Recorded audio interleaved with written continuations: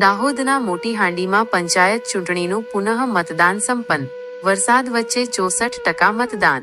દાહોદ જિલ્લાના ઝાલોદ તાલુકાના મોટી હાંડી ગામના ધામણખોબરા પ્રાથમિક શાળા ખાતે ગ્રામ પંચાયત ચૂંટણીનું પુનઃ મતદાન શાંતિપૂર્ણ રીતે સંપન્ન થયું છે. આ મતદાન 3 સરપંચ પદ અને 6 સભ્યપદ માટે યોજાયું હતું.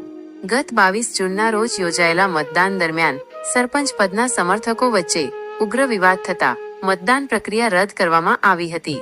આજે બૂથ નંબર 2 પર કડક પોલીસ બંદોબસ્ત સાથે પુનઃ મતદાન યોજાયું હતું. કુલ 1144 મતદારોમાંથી 737 મતદારોએ પોતાના મતાધિકારનો ઉપયોગ કર્યો હતો, જેમાં 390 પુરુષ અને 347 મહિલા મતદારોનો સમાવેશ થાય છે. આમ કુલ 64.42% મતદાન નોંધાયું છે. નોંધનીય છે કે સતત વરસતા વરસાદ છતાં મતદારોમાં ભારે ઉત્સાહ જોવા મળ્યો હતો અને તેઓ પોતાના મતાધિકારનો ઉપયોગ કરવા ઉમટી પડ્યા હતા. સ્થાનિક તંત્ર અને પોલીસે કોઈ અનિચ્છનીય ઘટના ન બને તે માટે ચુસ્ત પોલીસ બંદોબસ્ત ગોઠવ્યો હતો.